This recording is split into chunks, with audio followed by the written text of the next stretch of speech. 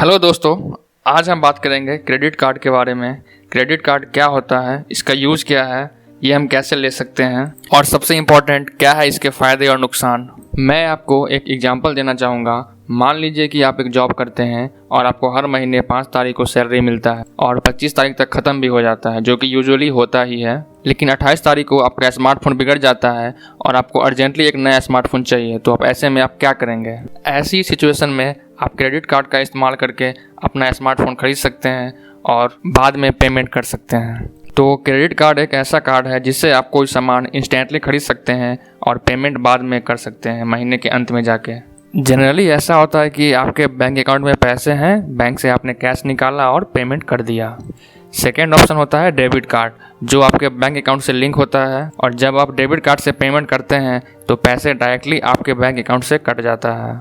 लेकिन credit card में bank आपके बिहाफ में पेमेंट करता है, जिसे भी आप पेमेंट करेंगे और महीने के एंड में जाके बैंक को आप पे कर देते हैं जितना भी उस पूरे महीने का खर्चा आया है। तो आप इसे एक लोन समझ सकते हैं। आमतौर पर क्या होता है, जब हम लोन लेते हैं तो लोन हमें कैश में मिलता है, लेकिन यहाँ बैंक हमें एक प्लास्टिक का कार्ड देती है जिसके ऊपर नाम, एक यूनिक नंबर और एक्सपायरी डेट लिखा होता है। और क्रेडिट कार्ड के पीछे एक मैग्नेटिक स्ट्रिप होती है और सीवीवी नंबर होता है, जिसे संभाल कर रखना और सीक्रेट रखना बहुत ज़रूरी है, नहीं तो आपके साथ फ्रॉड हो सकता है। तो आप सोच रहे होंगे कि इस कार्ड से कितना भी खर्च किया जा सकता है, तो ऐसा नहीं है दोस्तों।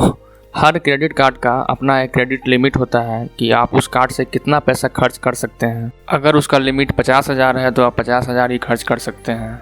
तो अगर आप किसी बैंक से क्रेडिट कार्ड लेना चाहते हैं तो इसके पहले आपको कुछ बातों का मालूम होना चाहिए, जिससे बैंक मालूम करता है कि आप क्रेडिट कार्ड देने के लिए एलिजिबल हैं या नहीं। तो इसमें फर्स्ट आता है एज रिक्वायरमेंट। आपका एज कम से कम 18 साल या उससे अधिक होना चाहिए, उसके बाद ही आप क्रेडिट कार्ड के लिए अप्लाई कर सकते हैं। सेकेंड है आपका इनकम। बैंक आपको क्रेडिट कार्ड देने से पहले आपके इनकम के बारे में पूरा इन्फॉर्मेशन लेता है। आपका महीने का इनकम कम से कम 20,000 होना चाहिए, उसके बाद ही बैंक आपको क्रेडिट कार्ड दे सकता है। और सबसे इम्पॉर्टेंट फैक्टर है आपका क्रेडिट स्कोर, जिसको सिबिल स्कोर भी कहा जाता है। इसी फैक्टर से बैंक ये डिसाइड करता है कि आपको क्रेडिट कार्ड देना भी चाहिए या नहीं। सिबिल स्कोर क्या होता है, तो इसे आप ऐसे समझिए कि अगर आपने पहले से ही किसी बैंक से लोन ले रखा है तो बैंक को मालूम होता है कि आप उसका पेमेंट टाइम पे करते हैं या नहीं, और आपको क्रेडिट कार्ड देने में कितना रिस्क फेस करना पड़ सकता है। इसको मेजर करने के लिए बैंक अपना एक ग्रेडिंग सिस्टम बनाया हुआ है। ये ग्रेड 300 से 900 के बीच में होता है और इसे ही क्रेडिट स्कोर कहा जाता है। अगर आपका स्कोर 750 से 900 के बीच है तो इसे बहुत अच्छा स्कोर माना गया है। बैंक आप पे विश्वास कर सकता है और रिस्क बहुत कम है। लेकिन वही अगर आपका स्कोर 300 से 500 के बीच है तो बैंक आप पे बिल्कुल भी विश्वास नहीं कर सकता है। तो आपके पुराने रिकॉर्ड को देखकर आपका क्रेडिट स्कोर निकाला जाता है और बैंक इसी से डिसाइड करता है कि आपका क्रेडिट लिमिट हाई होना चाहिए या लो। तो अब जानते हैं क्या है इसके फ़ायदे। Advantage of credit card.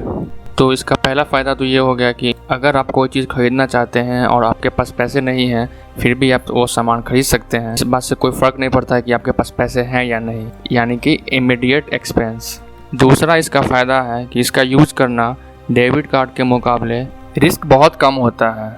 अगर कोई फ्रॉड होता है आपके साथ तो डेबिट कार्ड में पैसे डायरेक्टली आपके बैंक अकाउंट से कटेंगे, लेकिन क्रेडिट कार्ड में आपका बैंक आपके बिहाफ में पेमेंट करेगा और अगर कोई फ्रॉड होता है तो वो इन्वेस्टिगेट करके देख सकते हैं और सही में अगर फ्रॉड हुआ है तो आपका पैसा वापस आ जाएगा।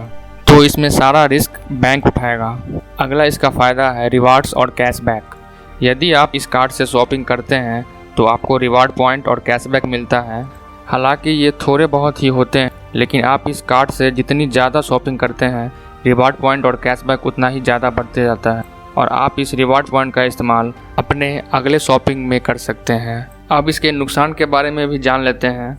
अगर आप क्रेडिट कार्ड के बिल का पेमेंट समय पर नहीं करते हैं तो इस बिल की अमाउंट पर डेली का ब्याज लगता है और ये ब्याज दिन पर दिन बढ़ता ही चला जाता है। जैसे कि यदि आपके 1 महीने का बिल का हिसाब 50,000 आया है जिसे आप भुगतान नहीं कर रहे हैं तो इस 50,000 पर आपको हर दिन ब्याज देना पड़ेगा।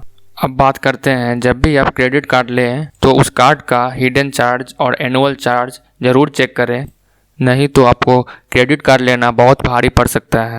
उम्मीद करता हूँ कि आपको इस वीडियो से कुछ सीखने को मिला होगा। अगर मिला है तो आप इस वीडियो को लाइक कर दें, अपने दोस्तों के साथ शेयर कर लें, इस चैनल को भी सब्सक्राइब कर लें और इस वीडियो के रिलेटेड अगर कोई इन्फॉर्मेशन बच गई हो तो आप उसे कमेंट में पूछ सकते हैं। मैं आपके हर कमेंट का रिप्लाई करूँगा।